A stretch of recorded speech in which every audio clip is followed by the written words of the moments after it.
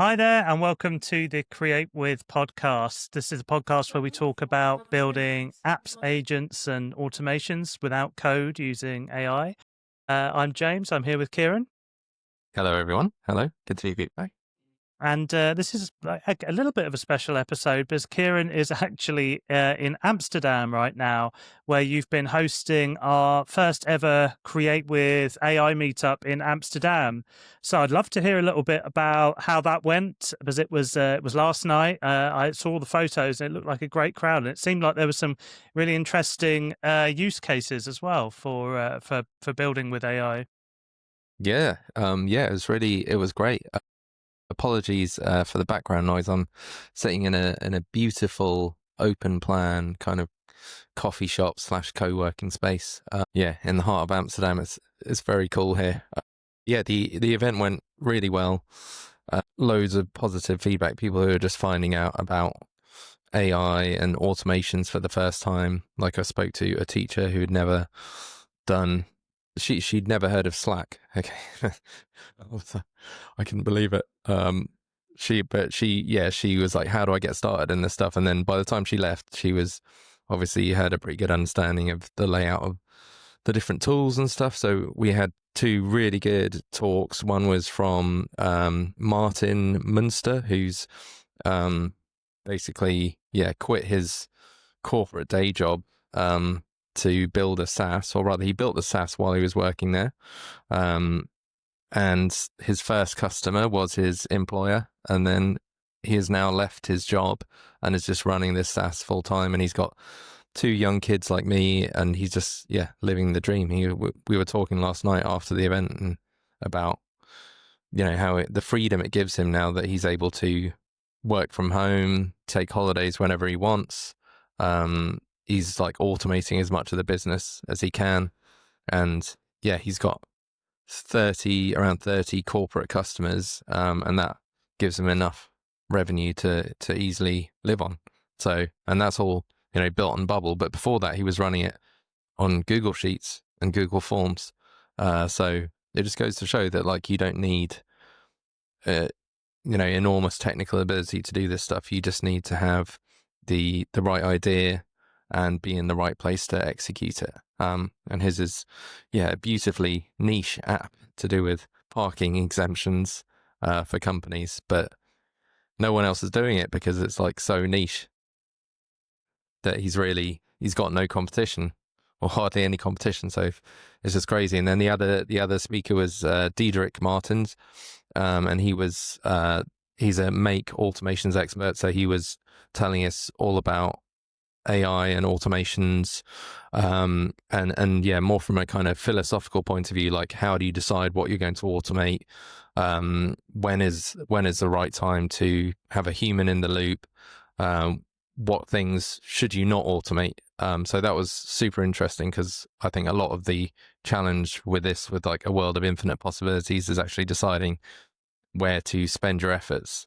And he gave some really good perspectives on that. So it was great. And everyone was super engaged and just had loads of conversations with people saying, they'd never really heard of this stuff before. I mean, I would have thought that Amsterdam was like leading the way, but it seemed like everyone's very happy to have an event like this. So it was great to come over and host it, and hopefully we can do more in the future. Yeah. I mean, that's really exciting, isn't it? It's so exciting to see more and more people go on that journey of learning how to build apps and then making it their full-time gig. I love that story about having your first customer actually be your boss as well. That is so cool. I love that. That's really, really good. A great way to kind of validate it. And again, it's a story we do hear quite often. It's kind of similar to that journey that I went through, starting a side project and then kind of working on it out, in your spare time, and eventually kind of building it up to be your kind of full-time gig. But it's really awesome to see more and more people doing that, and that sounds like a really interesting use case. So it just shows you can build products even in what might seem like a niche like that. That's actually a great use case for doing something with AI and visual development.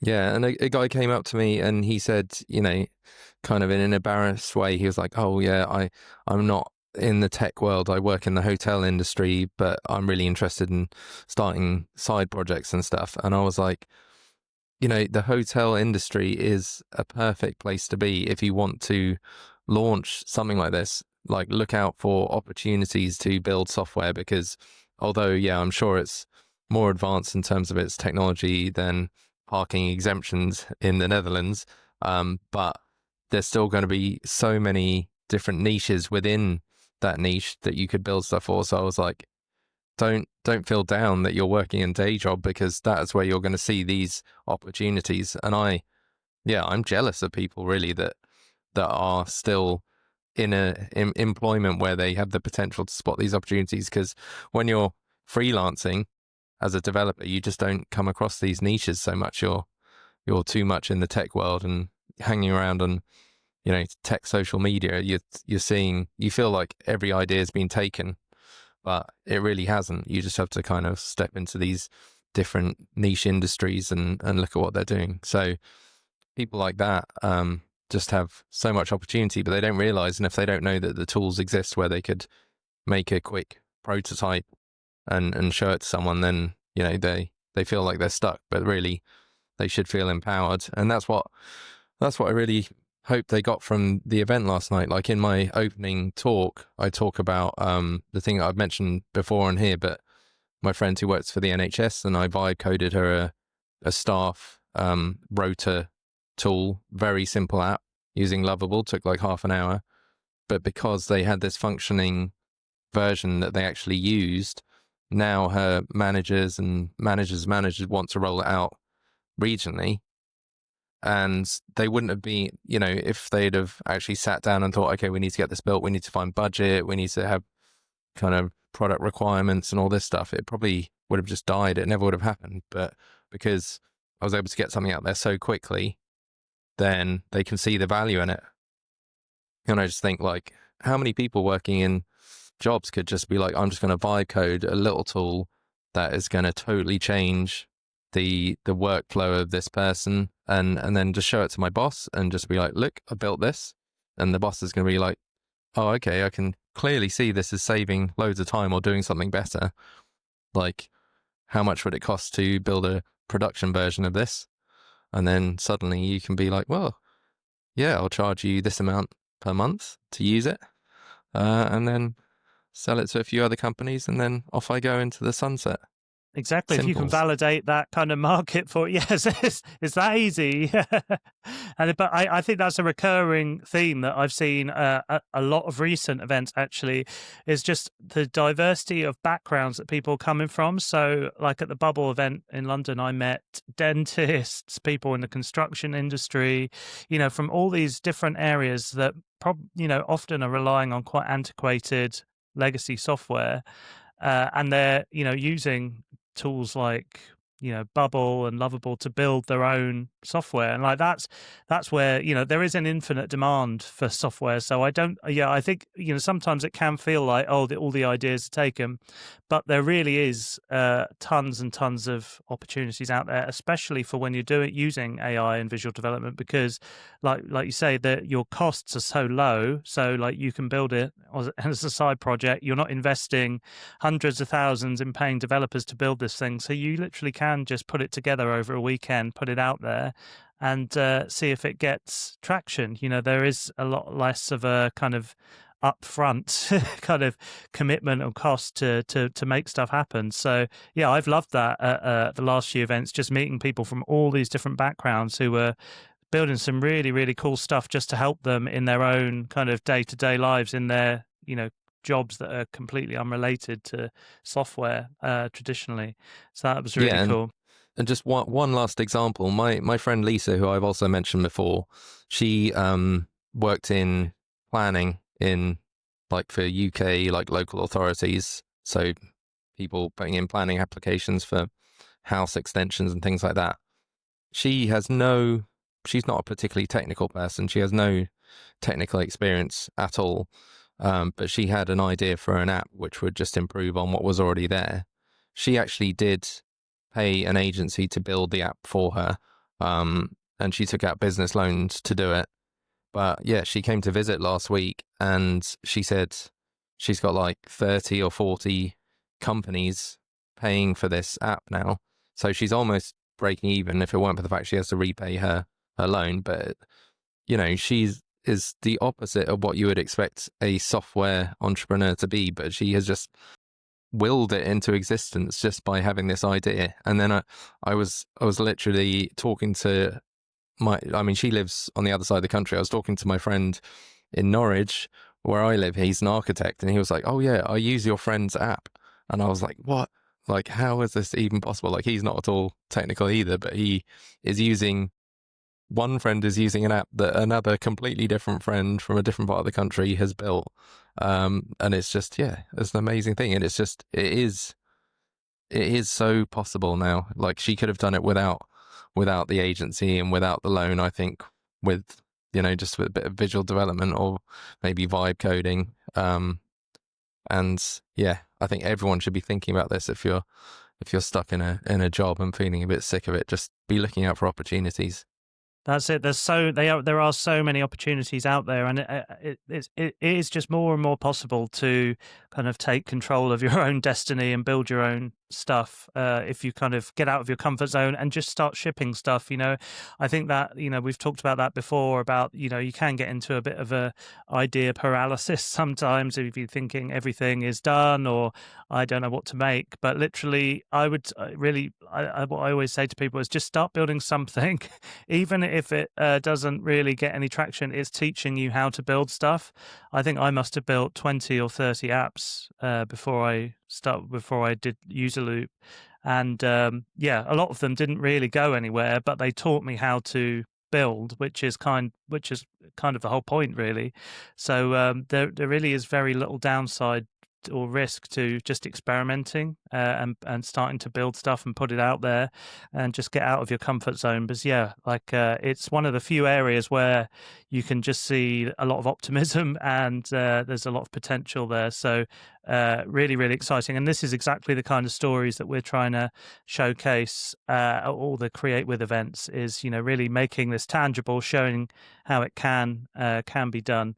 So it sounds like it was a great event there in Amsterdam. So that was very, very exciting to hear. We also, since our last episode, had an event in Brighton that went really, really well.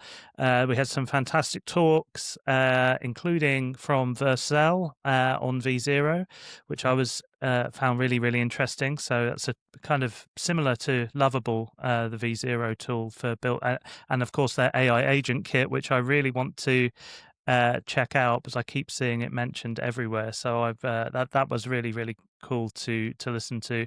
And there have been a few other developments. So maybe do you want to give us a little update on your Typoro project, Kieran, and how things have been going with that? Because I know you told us you were working on a few new things last time. Yeah, so we finally shipped like V2. So previously, Typoro is a LinkedIn writing tool. It had been, we were struggling with figuring out our pricing, and basically we spent too much time thinking about pricing, ended up putting a paywall on it, which really stopped people from trying it out.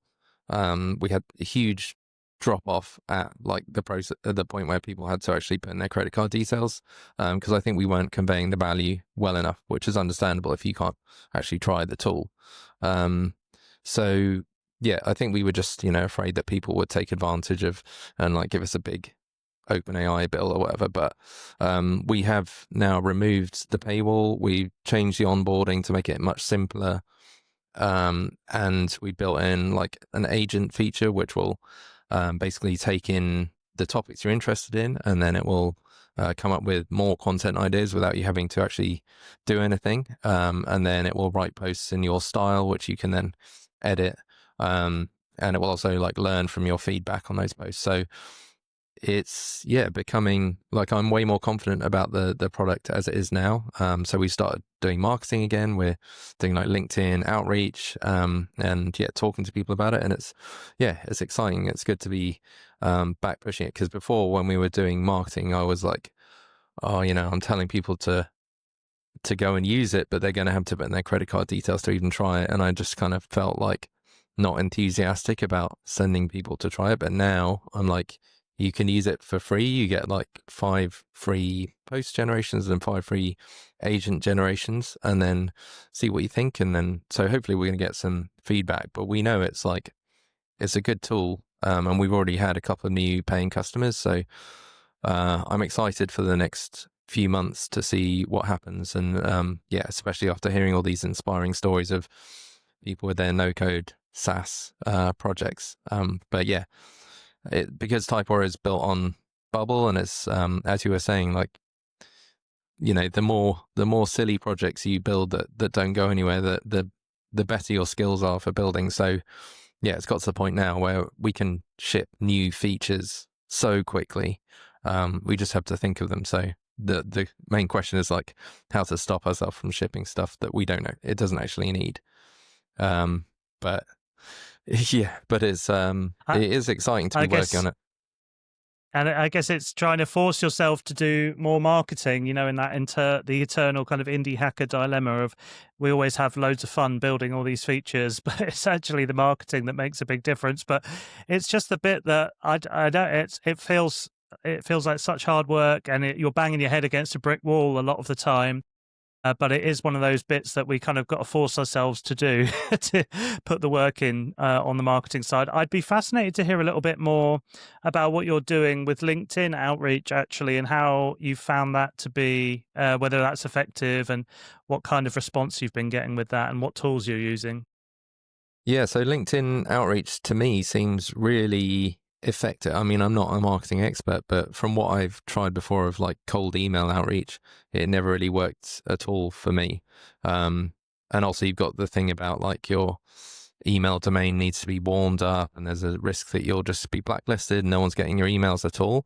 Whereas LinkedIn outreach, we use a tool called prosp.ai, and you basically tell it the kind of people you're looking for, and it will automatically send a connection request. It will wait a couple of days. It will send them a message. At the moment, we're sending a voice note, which is like just a bit of a quirky way of reaching out. So it's like a voice note from me, and then people reply, and they say, yeah, sounds good. Send me the link, and then I send them the link, and then it's me chatting with them.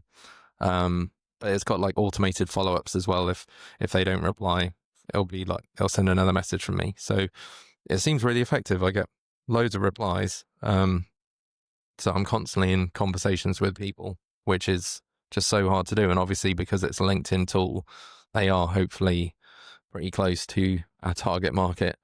So yeah, I would highly recommend LinkedIn outreach for anything where your target audience is on there. The only problem is I'm constantly receiving LinkedIn outreach from other people, and it does sometimes feel like LinkedIn is just people's bots chatting to each other.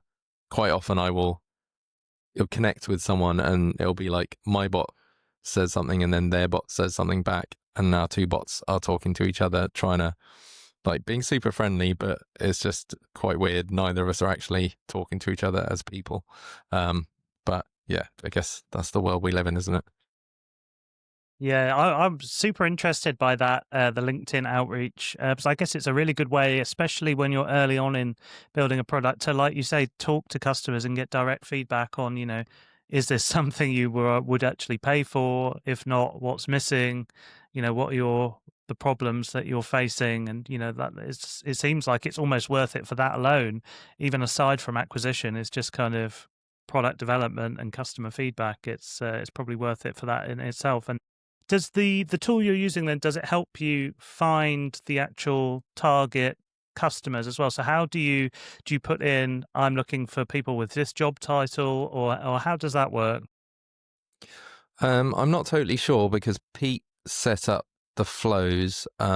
Pete is my co-founder who handles most of the marketing, but I know in the past when I've done it, I used LinkedIn search to find the people I was after. And I think I maybe had to upgrade to like the Sales Navigator like Pro plan for a month, which is like £89 or something on LinkedIn to be able to do a full search.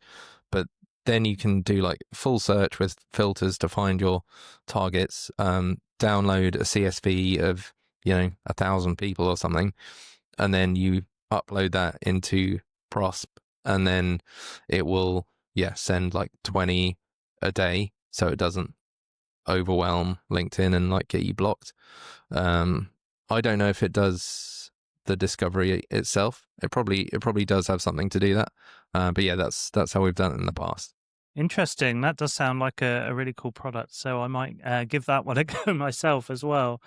And Yeah, I should say, my friend Lisa, I told her about it when she was visiting, and she has just started using it because she was doing manual LinkedIn outreach, and she's just started using Prosp. Like, I think she set it up on her phone in the car on the way back home across the country.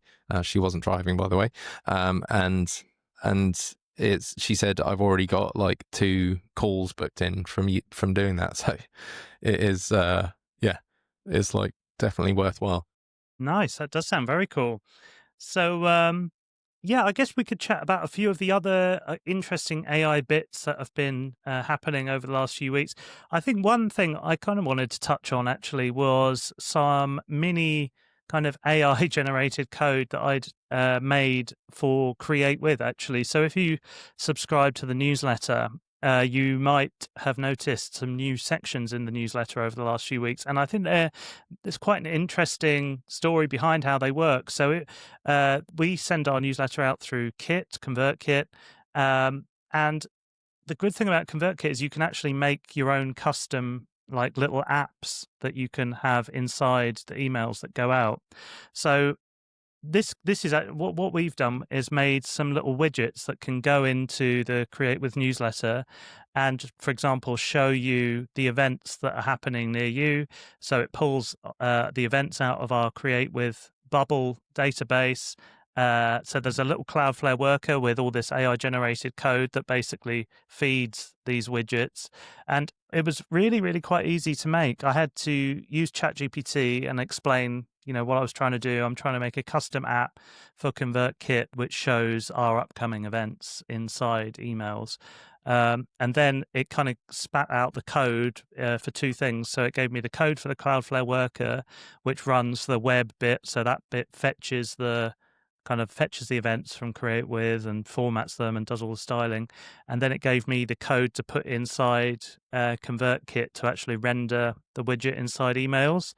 So I thought that was quite a cool little example of, the stuff you can do with AI generated code. I don't know if it really falls into the kind of bucket of vibe coding, but it certainly is stuff that is improving our day-to-day kind of workflow. And you could imagine building those little kind of widgets for all sorts of things. So yeah, I thought that was quite interesting.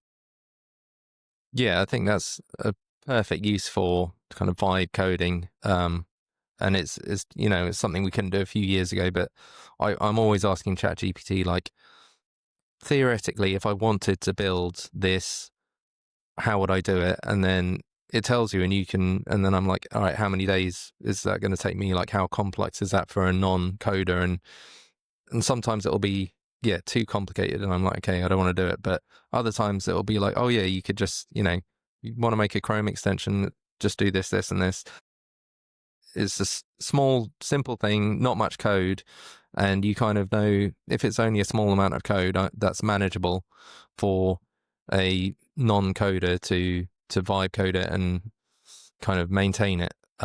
And so, I think if you're putting that kind of thing on top of another platform, like building a little Bubble plugin for yourself, it's totally realistic to be able to do those things. But yeah, I was talking to a couple of people last night who are seasoned developers, and we were talking about vibe coding, and they were saying they use like Claude Code and Cursor and stuff for most of their coding, and they kind of stopped reading the code, but they always know that if they need to, they can dive in and understand it. They said it's got a lot better, but they did say they still think it's absolutely not realistic for a non-coder to build any kind of complex app that they can rely on, like a customer-facing app or anything. They just said there's too much risk because the AI still makes mistakes, and you just wouldn't know how to fix it if you didn't understand the code. So it was an interesting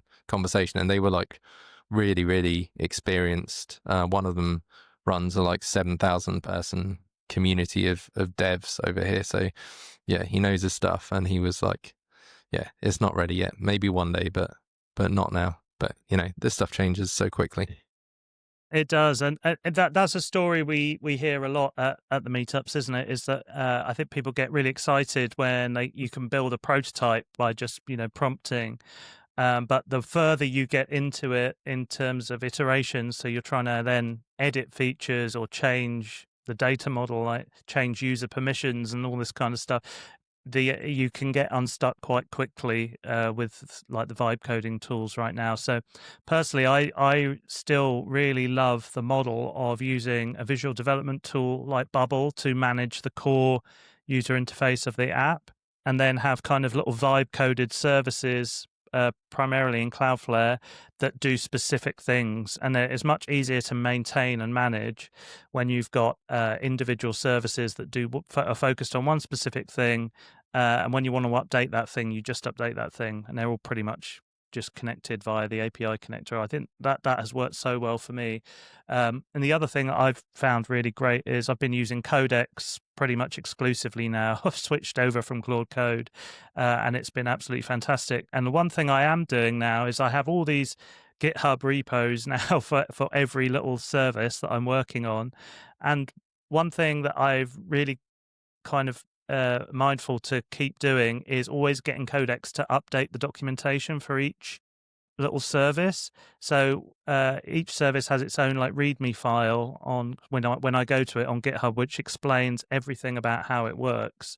And I found that a really nice way of organizing stuff. So it will show me how to make an API request to the service, what it responds with, so, information about the logic of how the service is built and all that kind of stuff.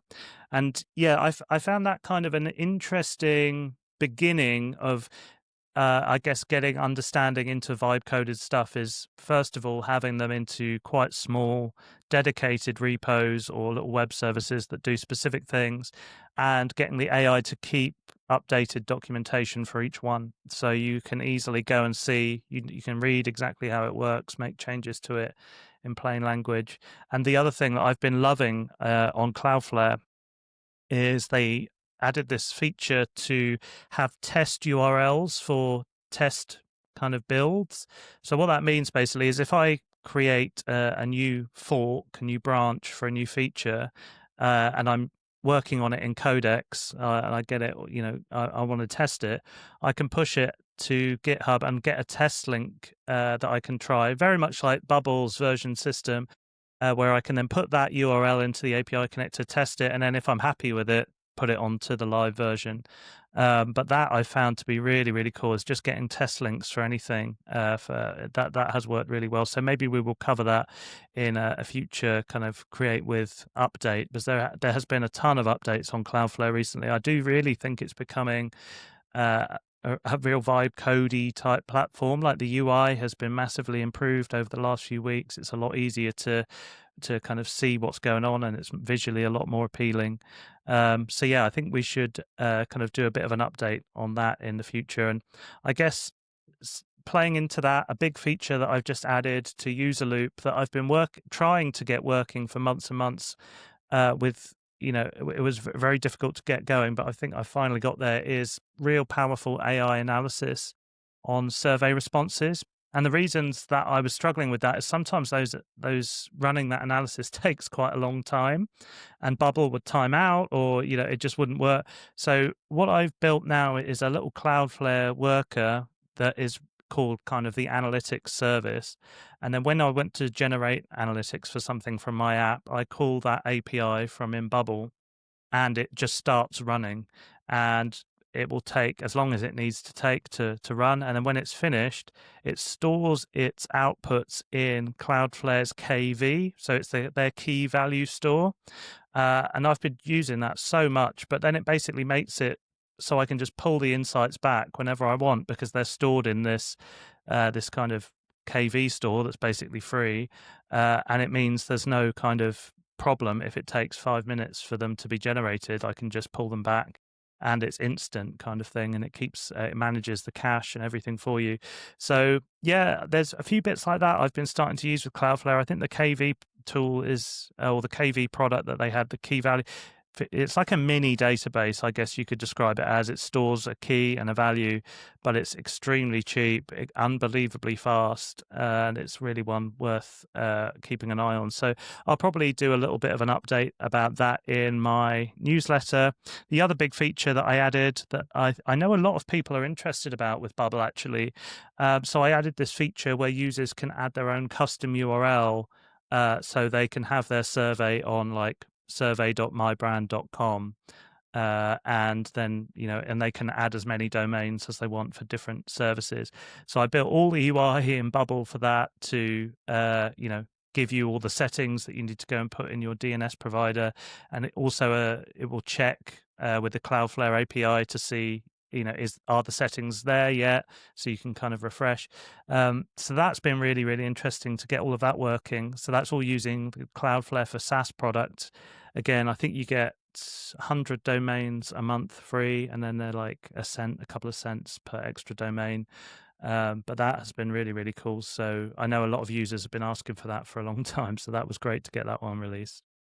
Well, that's really cool. That's when I was building like yep.so, my landing page builder, that was always something people wanted, custom domains. And I remember when I figured it out, I was using Coalius, which is like a service that I guess probably works in a similar way to the thing you built, which is like a proxy or something for a domain, so it routes it through. But so many Bubble developers were asking me, how did you do that? How did you do it? Like, it was really in demand feature to be able to host Bubble stuff on custom domains. So yeah, I think a lot of people will be interested in that, but I was never able to get it on a subdomain. I don't think that was always beyond me. That's it's quite an interesting way I've implemented it, because it's all done through, again, Cloudflare workers are actually serving those pages and kind of pulling in the data. So yeah, again, I guess these are all just examples of how you can use Bubble as being the hub for your app, and then add on all this kind of effectively vibe coded type stuff to your app quite easily, just through using AI generated code, Cloudflare or Vercel or any of these other kind of tools to kind of add on vibe coded stuff. So I think that is a little update. I mean, the one other thing I did think we could chat about, but maybe we can bring that in for next time, because I have been testing it, but we've not got a full review of it yet. But it's the ChatGPT Atlas browser.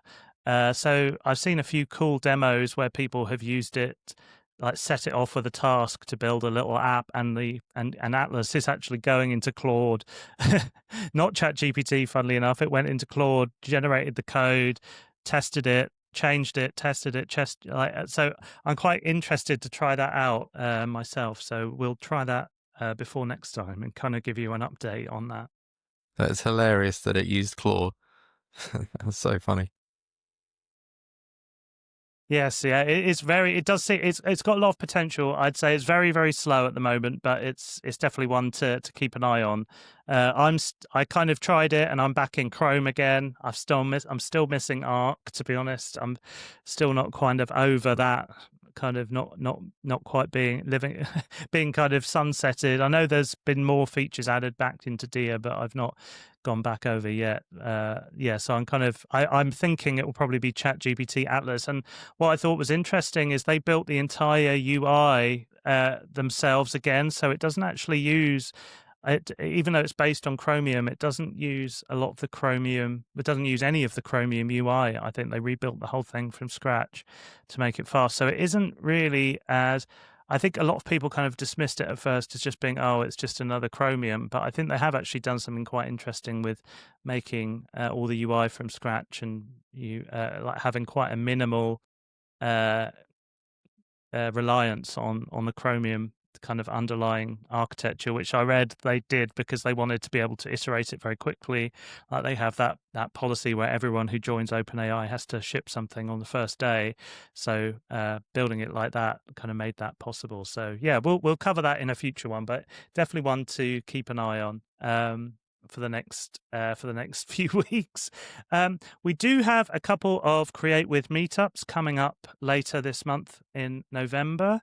So the first one, which is coming up, is our London meetup. So that's going to be on the 13th of November at Ramen Space. We're going to have some great speakers for that. And then we have our first event in Thailand. So we are actually running an event in Bangkok. We've got some amazing speakers lined up for that from the local no-code and AI community. We've got some great demos lined up. So I'm really, really excited about that. So if you are in that area, then head over to createwith.com and check out our events directory to find that. But we're very, very excited to see you there. Hopefully first of many international events. So yeah, been really, really fun. So any final thoughts from Amsterdam, Kieran, on how things have gone there and what's next? Just that, yeah, I think it's a great time to ship something very small. If you haven't started already, just find a tiny little annoyance in your life and, go to the simplest tool you can find. So maybe Zapier agents or something like Softer, which, by the way, has just shipped workflows. So they're now a full stack platform, but still really easy to get started and just build something small, because that is just the best way to learn. You can't learn this stuff by watching videos. You got to just go and do it. That's it. Get out there and do it. Get out of your comfort zone and start shipping stuff, even if you're not kind of 100%, satisfied with it. Just get it out there and show people and get feedback. It's honestly the best way to get stuff moving. So that's it for this week. Thank you so much for listening. And we'd love to see you at one of those upcoming events, either in London or Bangkok. And we'll have a lot more upcoming as well. You can see them all on the website. But yeah, from here in Brighton and Kieran in Amsterdam, that's it for this week. So thank you very much, and we'll see you soon. Cheers, everyone.